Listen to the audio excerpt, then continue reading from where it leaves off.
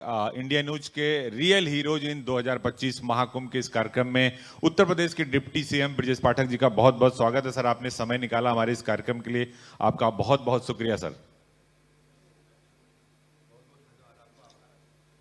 Sir, पहला सवाल कि देखिए, कोई भी कार्यक्रम होता है और महाकुंभ, चूंकि दुनिया के वैश्विक मंच पर हमने महाकुंभ के जरिए सनातन की जो पहचान स्थापित की है वैश्विक मंच पर, हिंदुस्तान का मान सम्मान जो बढ़ा है, जो प्रतिष्ठा बढ़ी है, उसने एक अपना नया इतिहास रचा है। देखिए, आदिकाल से भारतवर्ष में महाकुंभ का आयोजन होता रहा है और सनातन संस्कृति को पुष्पित पल्लवित होते पूरी दुनिया ने देखा है। 2014 के बाद से आदरणीय प्रधानमंत्री नरेंद्र मोदी जी ने देश की कमान संभाली, तो देश में जो हमारे सनातन धर्म के आस्था के स्थल थे, चाहे प्रभु रामलला का भव्य मंदिर का निर्माण हो, काशी विश्वनाथ में कॉरिडोर का निर्माण हो, उज्जैन में कॉरिडोर का निर्माण हो, मां विंध्यवासिनी के मंदिर के कॉरिडोर का निर्माण हो, ढेर सारे ऐसे सनातन धर्म के जो बड़े केंद्र हैं जहां पर लोगों की बड़ी श्रद्धा है, ऐसे सभी केंद्रों को मुख्य धारा में ला करके उनको व्यवस्थित ढंग से बनाने का काम हमारी सरकार ने किया। और सबसे बड़ी बात है, जब कुंभ का इस बार आयोजन हुआ तो पिछली बार जो कुंभ था उससे और बेहतर हो, आधारभूत संरचना स्वयं माननीय मुख्यमंत्री जी ने मॉनिटरिंग की, बजटीय प्रावधान किए, 3-4 बरस पहले से तैयारी प्रारंभ कर दी, प्रयागराज के इंफ्रास्ट्रक्चर को बेहतर बनाया, हाईवे, ब्रिजेज, रेल का इंफ्रास्ट्रक्चर, हवाई यातायात, इसके बाद संगम तट पर क्षेत्रफल को कई गुना बढ़ाया गया, पेंटून ब्रिजेज बनाए गए और उसका परिणाम में निकला अविस्मरणीय, अद्वितीय, अद्भुत महाकुंभ का संभव हो पाया। आपने एक नया जिला बना दिया, 76वां जिला था प्रयागराज का महानगर जो है, वहां पर डीएमएसपी की भी आपने तैनाती की, 30 पार्टून ब्रिज बनाए, 11 पक्के फ्लाईओवर बनाए, एक बहुत बड़े पैमाने पर 2.5 महीने में आपने एक ऐसा अस्थायी शहर बना दिया जिसे पूरी दुनिया ने देखा। ये आकलन था पिछली बार का, पिछली बार 25 करोड़ के लगभग लोग आए थे जब कुंभ हुआ था। इस बार महाकुंभ में आकलन था कि लोग 40 करोड़ के लगभग लोग आएंगे, लेकिन 66 करोड़ 20 लाख से अधिक लोग आए और उतनी तैयारियां पहले से पूरी थी। अखिलेश यादव फिर भी रोज एक वीडियो ट्वीट कर देते थे, अब तक उन्होंने महाकुंभ का पीछा नहीं छोड़ा है। कहीं कोई बात होती है यहां से लेकर लोकसभा तक तो महाकुंभ पर आ जाते हैं। अखिलेश यादव जी की पीड़ा महाकुंभ नहीं है, उनकी पीड़ा है कि जाति को लेकर को जो वो उम्मीद लगाए बैठे थे वो सारे मंसूबे ध्वस्त हो गए। बोली, भाषा, जाति, क्षेत्र सब कुछ टूट गया, धर्म संप्रदाय सब टूट गया, सब एक मंच पर आए और यही उनकी पीड़ा है। 80-20 का जो फार्मूला अखिलेश यादव, यही उनकी पीड़ा है कि सब लोग एक साथ एक मंच पर कैसे खड़े हो गए। तमिलनाडु से आया व्यक्ति, उड़ीसा से आया व्यक्ति, केरल से कन्याकुमारी तक सारे लोग एक साथ एक मंच पर आए और हम कह सकते हैं कि सनातन संस्कृति का यह विहंगम दृश्य दुनिया ने अपनी आंखों से देखा। जो लोग जाति जनगणना की बात कर रहे थे, उन्होंने महाकुंभ में ये नहीं कहा कि जाति जनगणना करा लीजिए। देखिए, उनके पास कुछ कहने को है नहीं। समाजवादी पार्टी हो, एनडीए गठबंधन, उनका जो पुराना इतिहास है उनका पीछा नहीं छोड़ेगा। उनके पास कहने को कुछ नहीं है। जब जब वो सत्ता में रहे हैं, कांग्रेस आई तो भ्रष्टाचार को आगे बढ़ावा दिया। भ्रष्टाचार की जननी यदि कोई दल है इस देश में तो कांग्रेस है। और समाजवादी पार्टी की गुंडई, अराजकता, भाई भतीजावाद, भ्रष्टाचार को लोग अभी तक नहीं भूले हैं। जब भी जितने भी हमारी सरकार ने अगर 1 डिस्ट्रिक्ट 1 प्रोडक्ट दिया है तो समाजवादी पार्टी ने इस प्रदेश को 1 डिस्ट्रिक्ट 1 माफिया देने का काम किया था। जब आप 1 डिस्ट्रिक्ट 1 माफिया की बात करते हैं तो अखिलेश यादव को अच्छा नहीं लगता, फिर वो दूसरे मुद्दे पर आ जाते हैं। वो कहते हैं कि अयोध्या के नाम पर, काशी के नाम पर, मथुरा के नाम पर डरा रही है। समाजवादी पार्टी के पास कहने को कुछ है नहीं, पूरी तरह से उनकी टोकरी खाली है। उनके पास कहने को आएंगे तो अंत में जाति पर आ जाएंगे। मैं तो हर मंच पर कहता हूं, अगर अल्पसंख्यक समाज, खासकर मुस्लिम समाज थोड़ा चैतन्य हो जाए तो समाजवादी पार्टी 2% की पार्टी बचेगी, एक विधानसभा नहीं जीत पाएंगे ये लोग। इसीलिए तो लगातार तुष्टीकरण की बात करते हैं कि हमको इस वोट बैंक को रोक के रखना है। अल्पसंख्यक समाज सोच समझ करके सबका साथ सबका विकास, सबके विश्वास के आधार पर मतदान करे तो समाजवादी पार्टी 2% की पार्टी होगी। इनके दरवाजे पर कोई जाएगा नहीं और केवल अल्पसंख्यक समाज को, मुस्लिम समाज को डरा करके, भय दिखा करके वोट हासिल करते हैं। वक्फ बिल पास होने के बाद आज हम आदरणीय प्रधानमंत्री जी का उद्बोधन सुन रहे थे। प्रधानमंत्री जी ने कहा एक न्यूज चैनल के कार्यक्रम में कि अब गरीब मुस्लिम भाई बहन को एक नोटिस देकर के उसके हक से, उसकी जमीन से बेदखल नहीं किया जा सकेगा। वास्तव में गरीब मुस्लिमों को हक देने का काम वक्फ बिल पास करके माननीय प्रधानमंत्री नरेंद्र मोदी जी ने विपक्ष जो माहौल बना रहा है पूरे देश में, वो ये बना रहा है कि वक्फ संशोधन बिल लाकर आपने मुसलमानों की सब कुछ छीन लिया, धरना करा रहे हैं। कल देखिए बंगाल में बवाल हो गया। अल्पसंख्यक समाज, मुस्लिम समाज की बात तो सब करते हैं, लेकिन मुस्लिम समाज में भी जो गरीबी की रेखा के नीचे जी रहे उनका क्या होगा? प्रधानमंत्री जी ने हमेशा उनकी चिंता की है, हमेशा पसमादा की बात की है, हमेशा उनकी बात की जो रोजी रोजगार के लिए तड़पते हैं, परेशान होते हैं। जब भी अल्पसंख्यक समाज की बात आती है तो ऊपर के जो बड़े लोग हैं वो उनका हिस्सा खा जाते हैं। आदरणीय प्रधानमंत्री जी ने हमेशा गरीबों की बात की है, चाहे मुस्लिम हो या अन्य किसी समाज का हो। वक्फ बिल पास करके वास्तव में गरीब मुस्लिम भाई बहनों को उनका हक देने का काम माननीय प्रधानमंत्री जी ने। लेकिन इनको गुमराह कर दिया जाता है। ओवैसी कुछ कहते हैं कि हमको तो ये कर देंगे, हमें तो देश से बेदखल किया जा रहा है। अल्पसंख्यक मुस्लिम समाज को लोग वोट बैंक समझते हैं, जबकि माननीय प्रधानमंत्री जी सबको साथ लेकर के उनके जीवन स्तर को ऊपर उठाने में कामयाबी हासिल की है। आज मुस्लिम बहनों को कोई भी मौलाना तलाक तलाक तलाक कह करके उनको घर से बेदखल नहीं कर सकता। तीन तलाक कानून पास करके आदरणीय प्रधानमंत्री जी ने आधी आबादी के प्रति अपनी प्रतिबद्धता को मजबूत करने का काम किया। यही तो दिक्कत है इनको कि 3 तलाक आएगा तो विरोध करेंगे, वक्फ बिल संशोधन बिल आएगा तो उसका विरोध करेंगे, सीए एनआरसी आएगा उसका विरोध करेंगे। सड़कों पर जाम लगाकर, हिंसा फैलाकर, उपद्रव कराकर इनको लगता है कि हमारा वोट बैंक सुरक्षित हो जाएगा। जो सच्चाई है धीरे धीरे सब लोग समझ रहे हैं और वो समाज जिसका हक सदियों से मारा गया है, माननीय प्रधानमंत्री नरेंद्र मोदी जी की अगुवाई में उनका हक देने का काम पूरा हो रहा है। सबसे ज्यादा प्रधानमंत्री आवास हो, सबसे ज्यादा मुख्यमंत्री आवास हो, आपने उत्तर प्रदेश के अंदर लाखों की संख्या में मुस्लिम समाज को दिया। लेकिन जब इस तरह का कोई बिल आता है तो चाहे मौलाना हो, चाहे विपक्ष के नेता हो, आप मीडिया में हवा देते हैं। मीडिया में देखते होंगे चुनिंदा जो अल्पसंख्यक मुस्लिम समाज के नेता हैं वही आगे आते हैं। गरीब मुस्लिम से इसका कोई लेन देना नहीं होता। मौलाना तौकीर रजा ने कहा कि हम जहां चाहेंगे वहीं नमाज पढ़ देंगे और हमें कोई रोक नहीं सकता। आप ये बताइए, पूरे देश में निकालेंगे तो 20 नाम निकलेंगे जो इस प्रकार की अनर्गल बयानबाजी, दंगा फसाद, लड़ाई झगड़े की बात करते हैं। केवल 20 ही लोग हैं।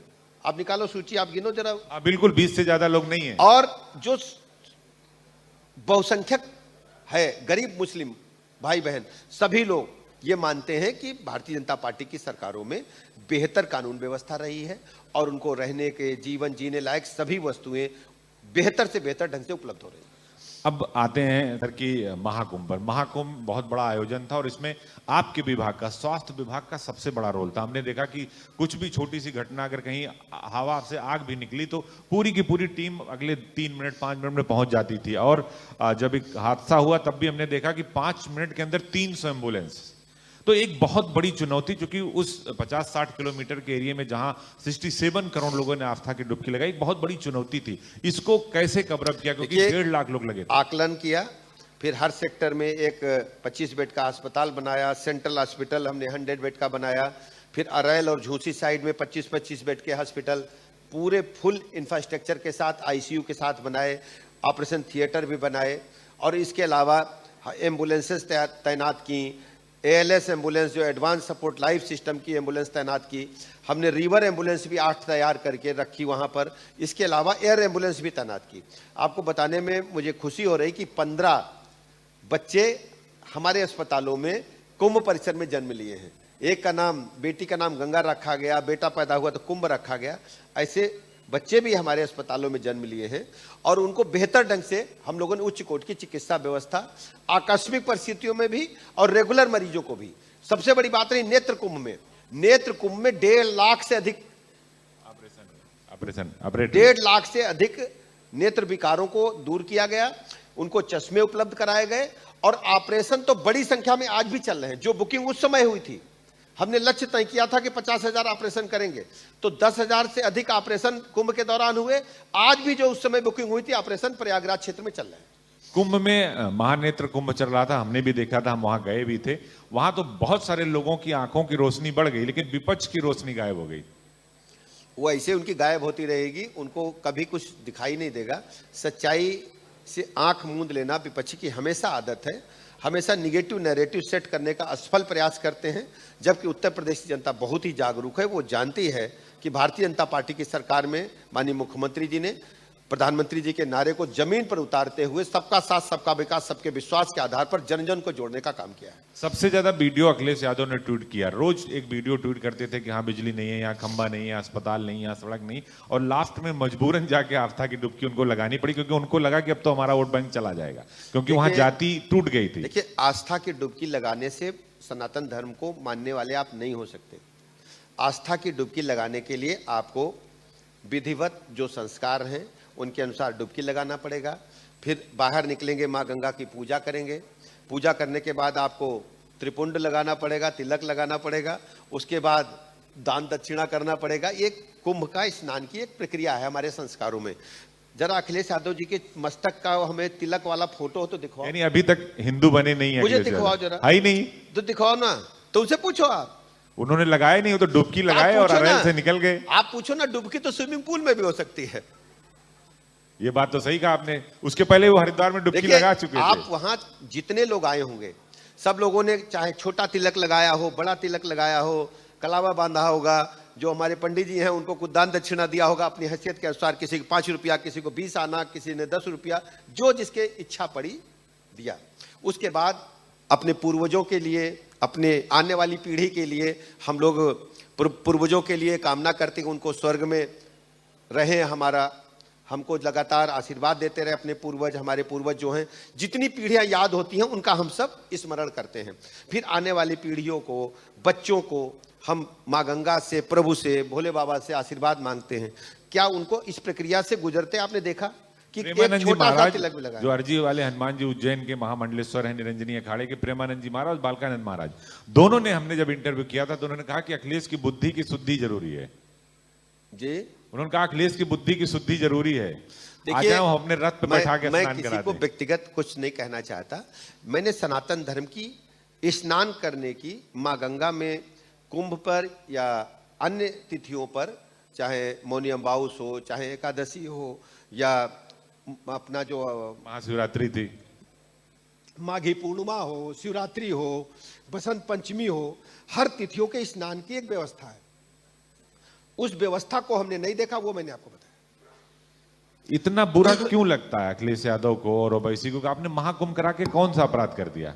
उनको ये लगता है कि भाई इन्होंने इतना बड़ा आयोजन कैसे कर दिया, इतने सनातन के इतने लोग दुनिया भर के कैसे एक जगह इकट्ठा? देखिए, बुरा नहीं है, ये उनके धंधे की बात है। वोटों के सौदागर को हमेशा इस प्रकार की पीड़ा होगी कि हमारी दुकान से कुछ सौदा उठ गया है। भारतीय जनता पार्टी कभी भी सरकार बनाने के लिए चुनाव नहीं लड़ती है। भारतीय जनता पार्टी सरकार को सेवा का माध्यम मानती है। जब जब समाजवादी पार्टी या अन्य विपक्षी दल सूबे में सत्ता में रहे हैं, उन्होंने सत्ता को अपने पेट भरने का, अपनी पार्टी को मजबूत करने का और प्रदेश के गुंडे माफियाओं को पुष्पित पल्लवित करने का एक बड़ा योजना लेकर के आए हैं। आप सोचिए, धंधे को धर्म बना लिया। जब समाजवादी पार्टी की सूबे में सत्ता थी, हर जिले में एक माफिया टेंडर कराता था, चाहे पीडब्ल्यूडी के ठेके हो, चाहे किसी विभाग के, वही टेंडर कराएंगे। अक्सर गोली कट्टे की आवाजें आती थी, अखबारों में छपती थी, आप जर्नलिस्ट हैं। दूसरा, खनन का काम कौन करता था बताओ? ठीक बात है, सबको पता है कौन करता था। शराब का काम कौन करता था? जहां जहां अर्थ जुड़ा है, वहां वहां समाजवादी पार्टी का एक माफिया सिंडिकेट काम करता था। उन्होंने 1 डिस्ट्रिक्ट 1 माफिया किया था, आपने 1 डिस्ट्रिक्ट 1 प्रोडक्ट कर दिया। जवाब तो दिया आपने। अब तो हमारी सरकार ने 1 डिस्ट्रिक्ट 1 प्रोडक्ट की जगह 2-2, 3-3 प्रोडक्ट हमने उठा लिए। हर जिले में कुछ ना कुछ विशेष है, और स्थानीय कारीगरों को, हस्तशिल्प को बेहतर प्लेटफॉर्म देते हुए एक मार्केटिंग का एक बड़ा केंद्र। माननीय प्रधानमंत्री जी दुनिया के जब दूसरे देशों को जाते हैं तो उत्तर प्रदेश की ओडीओपी की लिस्ट उठाते हैं, टिक कर लेते हैं, और उस हिसाब से उनको हाथ से निर्मित वस्तुएं दुनिया के दूसरे राष्ट्रों में राष्ट्राध्यक्षों को पहुंच रही हैं। महाकुंभ ने उत्तर प्रदेश की जो गति है उसको बहुत रफ्तार दे दी, जैसे कहते हैं बुलेट ट्रेन। महाकुंभ उत्तर प्रदेश के लिए और आप लोगों के लिए बुलेट ट्रेन हो गया है। देखिए, महाकुंभ एक ऐसा मैं कह सकता हूं कि हम लोगों के जीवन काल में एक ऐसा समय था, कालखंड था, सदियों तक याद किया जाएगा। इतनी बड़ी संख्या में कश्मीर से कन्याकुमारी तक के लोग आए, सकुशल घर जाएं और सबको पुण्य की प्राप्ति हो। आप पूछिए, स्नान हम स्विमिंग पूल में भी करते हैं, गांव में नहर तलैया में भी करते हैं। आपने भी स्नान किया होगा, अंबेडकर नगर से आए हो, कोई दिल्ली मुंबई थोड़ी आए हो। तो जो आंख बंद करके हम डुबकी लगाते हैं वो अंबेडकर नगर के तलैया में उतना आनंद नहीं आएगा जो क्षणिक आनंद मां गंगा में कुंभ में, महाकुंभ में स्नान करने के बाद हम जब निकलते हैं, वो 3-4 सेकंड की अनुभूति हम कागज पर नहीं लिख सकते। बिल्कुल नहीं लिख सकते, लेकिन वो अनुभूति बहुत लोग लेना नहीं चाहते। मल्लिकार्जुन खड़गे ने कह दिया था उसी समय की, पहले तो आए नहीं, और कह दिया कि गंगा जी में स्नान करने से ना आपको नौकरी मिलेगी ना पाप धुलेगा। उनको क्या पता है इस व्यवस्था से, उनको क्या लेना देना है।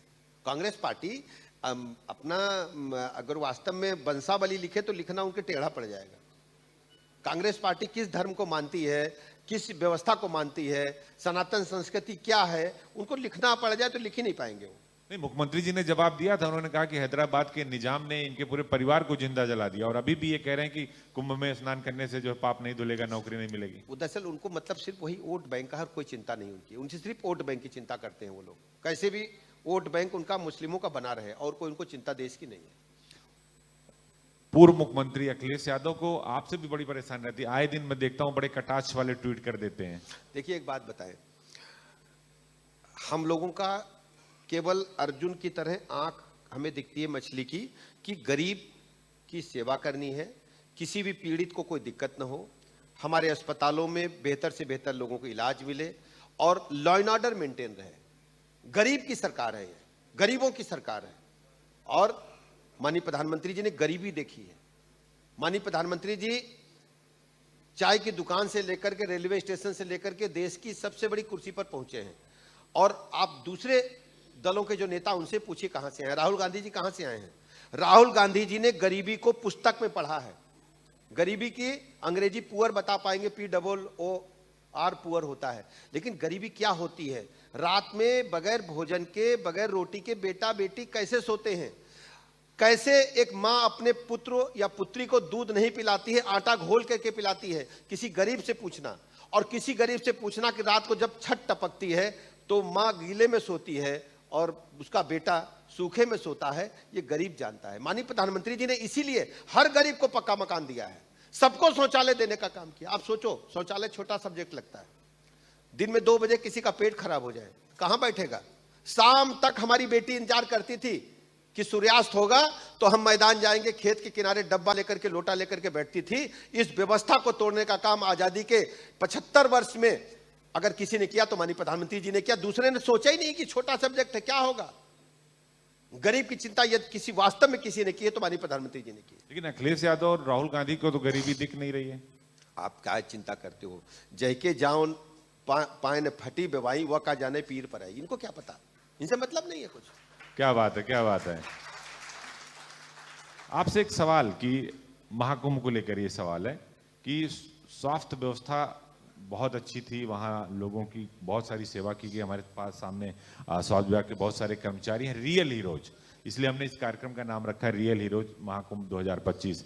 ये बहुत बड़ी चुनौती थी, और इस चुनौती को आप लोगों ने चुनौती की तरह नहीं, बल्कि जो एक फिल्म का डायलॉग कि धर्म से बड़ा कोई धंधा नहीं है, तो आपने इस पूरे आयोजन को, सनातन के आयोजन को सब लोग धर्म से जोड़ा और आपने सेवा से जोड़ा। आप दूसरी तरीके से सोचते हैं। हर सरकार का दायित्व है, यदि कहीं कोई बड़ी संख्या में कोई मेले में या किसी कार्यक्रम में आ रहे हैं तो उनको सुव्यवस्थित आने जाने की और कार्यक्रम के दौरान उपस्थित रहने की व्यवस्था करें। हमने अपने संवैधानिक दायित्वों का निर्वहन किया है। महाकुंभ में उम्मीद से अधिक लोग आए, लोगों को कष्ट न हो रहने में, खाने में, चलने में, फिरने में। रात भर बिजली जलती है, गांव में बिजली ऑफ हो जाती थी समाजवादी पार्टी के शासनकाल में। आज उत्तर प्रदेश के 75 जिलों में राउंड द क्लॉक बिजली हेडक्वार्टर पर रह रही है। तब तो जिला बिजली बटा मंत्री हुआ जी था। बैठे हैं। अभी ऊर्जा मंत्री जी बैठे हैं, अभी हमसे हम लोग अजीत सवाल बाबू, करेंगे इनसे। बिजली मंत्री जी बैठे हैं। पूरा देश गवाह है। इसी प्रदेश में जीजा फूफा आते थे तो पूछते थे 32 दिन की है कि रात की, 17 से पहले। आप लोग भी तो गांव से ढेर सारे लोग होंगे।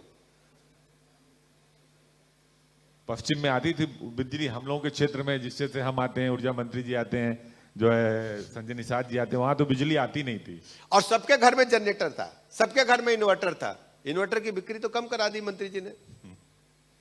सोलर लगवा दिया। सब सोलर भी लग रहा है। आज खबर हमने पढ़ा है, सोलर उत्पादन में, सोलर और पवन ऊर्जा से हम दुनिया में तीसरे नंबर पर आ गए हैं। हमसे आगे सिर्फ अमेरिका और चाइना बचा है। हमने पीछे धकेल दिया बड़े बड़े कंट्रीज को, जर्मनी को पीछे धकेल दिया है। ये बात तो अखिलेश और राहुल को समझ में नहीं आ रही ना। अरे भाई, आप इंटरनेट पे जाओ और खबर पढ़ो कि भारत तीसरा वैकल्पिक ऊर्जा उत्पादन करने वाला देश पूरी दुनिया में बन चुका है। वो तो हम तीसरी महाशक्ति भी बन रहे हैं आर्थिक और तौर पर प्रधानमंत्री जी ने सोलर अलायंस की स्थापना पूरी दुनिया का केंद्र बनाया, तो भारत को बनाया गुड़गांव में है अंतरराष्ट्रीय सोलर ये अलायंस। सब तो मंत्री जी अखिलेश जी को दिख नहीं रहा। वो तो अपने उसके आवास के और पार्टी कार्यालय पोस्टर लगा दे रहे हैं 27 के सत्ताधीश। पहले ही वो मुख्यमंत्री घोषित कर दे रहे हैं कि हम 27 में बन रहे अरे हैं। भाई, उनके मन में सोच रहे तो मन से सोचने से कुछ नहीं होता। उत्तर प्रदेश के 25 करोड़ लोग भारतीय जनता पार्टी के साथ हैं और जन जन का आशीर्वाद भारतीय जनता पार्टी के साथ है। आपको लगता नहीं कि 2027 का जो चुनाव आने वाला है, भारतीय जनता पार्टी और वर्सेस पूरा इंडी गठबंधन, अभी से हालांकि उसमें फूट हो गई है, सबने अपने अलग अलग राग अलाप दिए, वर्सेज में कुछ बचा नहीं है, विपक्ष है ही नहीं। देखिए पूरी तरह से फ्रस्ट्रेशन में है, सत्ता की भूख में पागल हो चुके हैं। और 27 में जब तीसरी बार उत्तर प्रदेश में भारतीय जनता पार्टी की प्रचंड बहुमत की सरकार बनेगी, ये सब पूरी तरह से समाप्त हो चुके होंगे और कोई दूसरा धंधा अपना रहे होंगे। आप कुछ भी करते हैं। कल जियाउर रहमान बर्ग संभल के जो सांसद हैं उनसे पूछताछ हो गई, तो अब अखिलेश यादव कह रहे हैं कि जाति और धर्म देख के ये पूछताछ भी करते हैं और बुलडोजर भी चलाते हैं। कैसी बात करते हैं आप? ढेला भी चलाओगे, मारपीट भी करोगे, दंगा फसाद भी करोगे, बिजली बिल भी नहीं दोगे, तो क्या चाहते हो? कानून से ऊपर हो आप? उनको तो यही लगता है। आप पूछो ना उनसे बात। हमने तो पूछा था, वो कह रहे हैं कि जाति और धर्म के आधार पर कार्रवाई हो आप रही है। उनसे पूछो कि उन पर आरोप जो है उसका जवाब दे दें। जवाब ही तो नहीं दे रहे हैं। तो फिर उनको कोर्ट का सामना करना पड़ेगा, माननीय अदालत का सामना करें। वो हर जगह हमारा काम क्या है? पूरे प्रकरण को हम बना करके अदालत को सौंप देंगे, माननीय अदालत का निर्णय सबको मान्य होगा। क्या दिक्कत है इसमें? हाँ, बिल्कुल कोई दिक्कत नहीं। लेकिन जब ज्ञानव्यापी का मसला आता है, जब कृष्ण जन्मभूमि का मसला आता है, जब संभल का मसला आता है, तो वो सवाल खड़े करते हैं आपकी पार्टी पर कि बीजेपी जानबूझकर इन मुद्दों को मंदिर और तो क्या मस्जिद का करें मुद्दा हम? उठाती है। क्या करें? जहां हम भगवान को जल चढ़ाने जाते हैं वहां क्या करें हम? अखिलेश जी से पूछिए। देखिए, हर सनातन धर्म मानने वाला आदमी यही चाहेगा कि बाबा विश्वनाथ का मंदिर दुनिया का सबसे बेहतर मंदिर हो। रानी अहिल्याबाई के बाद माननीय मोदी जी के नेतृत्व में 300 बरस के बाद उसका कायाकल्प हुआ है। ये उनको नहीं दिखाई दे रहा है? वो तो जा ही नहीं रहे हो, तो उस तरफ रुख नहीं करते ना। अयोध्या की सड़क पकड़ते हैं, इंतजार करिए, विश्वनाथ जी वाली पकड़ते हैं। अजीत बाबू इंतजार करिए, सब जाएंगे। कोई सामने जाएगा, कोई चोरी छुपे जाएगा। वैसे तो जनेऊ पहनने लगे हैं। जानना सबको पड़ेगा। नहीं, ये जो दिखावे का हिंदूपन है, ये तो सच में उनको बताना पड़ेगा कि वो सनातनी है। अगर वो नहीं बताएंगे तो उनका नुकसान होगा। कुंभ में उन्होंने देख लिया, जाति का भेद, संप्रदाय का भेद, मजहब का भेद टूट गया महाकुंभ में। जानना सबको पड़ेगा, सनातन धर्म को मानना सबको पड़ेगा। ये सब चोरी से मानेंगे और तिलक लगा करके पोंछ करके बाहर निकलेंगे कि वोट की चिंता इनको वोट की चिंता है और कोई चिंता नहीं। ये सारी की सारी राजनीति वोट की हो रही है। आपको ये पूछना चाहिए, आप तिलक लगा के महाकुंभ में नहीं निकल सकते हैं, लेकिन रोजा अवतार में टोपी लगा क्यों निकलते हो? आप पूछो। नहीं, वो तो टोपी लगाते हैं, उनको लग रहा है ना कि 20% वोट रोकना है, तो सिर्फ टोपी में तो आप ये रोकेंगे। पूछो ना। और प्रदेश की 25 करोड़ जनता के सामने इस बात को रखो आप, ये किस ढंग से काम हो रहा है स्टेट में, ये क्या हो रहा है? आपने जो लंबी वाली लाइन खींच दी है, भगवा कलर वाली, नहीं, वो कह रहे हैं कि इसके हमने- पार अगर पैर रखा तो हमने कोई हमारा तो लाइन नुकसान नहीं। होगा। अजीत जी, हमारी लाइन ये है कि सबका साथ, सबका विकास, सबके विश्वास के आधार पर जन जन का भरोसा हम जीत रहे हैं। लेकिन उनको आप अपनी पिच पे लाते हैं। वो कहते हैं कि हमेशा धर्म की पिच पे लाते हैं ये आप। हम हमेशा उत्तर प्रदेश की पिच पर हैं। जो उत्तर प्रदेश की जमीन है वही सभी का कल्याण करेगी और प्रदेश की जनता का जन जन का भरोसा जीतना भारतीय जनता पार्टी का काम है और हम जन जन की सेवा करना चाहते जमीन तो आपके पास बढ़ गई, 1 लाख एकड़ वक्फ की बढ़ गई, जमीन तो आप लगातार बढ़ा रहे हैं। हैं जी। वक्फ की 1 लाख एकड़ बढ़ गई जमीन आपके पास, इसी से तो परेशान है हो। वक्फ बोर्ड में जिस ढंग से गरीबों पर अत्याचार हो रहा था, जिस ढंग से बड़े बड़े भूमाफिया बिल्डर बन गए थे, वक्फ की जमीन को इलाट करा करके माल बनाते थे, अब उनके पेट में तो दर्द होना तय है। गरीब खुश है, लेकिन क्राइम और करप्शन पर 0 टॉलरेंस ऐसे जारी रहेगा, पूरी तरह से जारी रहेगा और हर स्थिति में हमारी सरकार गरीब कल्याण योजनाओं को जन जन तक पहुंचाने में लगातार लगी रहेगी। बहुत बहुत शुक्रिया। ये थे उत्तर प्रदेश सरकार के डिप्टी सीएम ब्रजेश पाठक, जो स्वास्थ्य मंत्री भी हैं। उन्होंने सीधे तौर पर कहा कि उत्तर प्रदेश की जमीन पर है और ये जमीन हमने तैयार की है, अखिलेश और राहुल जैसे लोगों की कोई जगह नहीं। और महाकुंभ का जो आयोजन करके उत्तर प्रदेश सरकार ने वैश्विक मंच पर हिंदुस्तान का मान सम्मान और प्रतिष्ठा बढ़ाई है। डबल इंजन की सरकार ने जो काम किया, विपक्ष हैरान और परेशान है। उनको लगता है कि उनका 80-20 का जो फार्मूला है वो चलने वाला नहीं और पीडीए में दरार भी आ चुकी। बहुत बहुत शुक्रिया सर।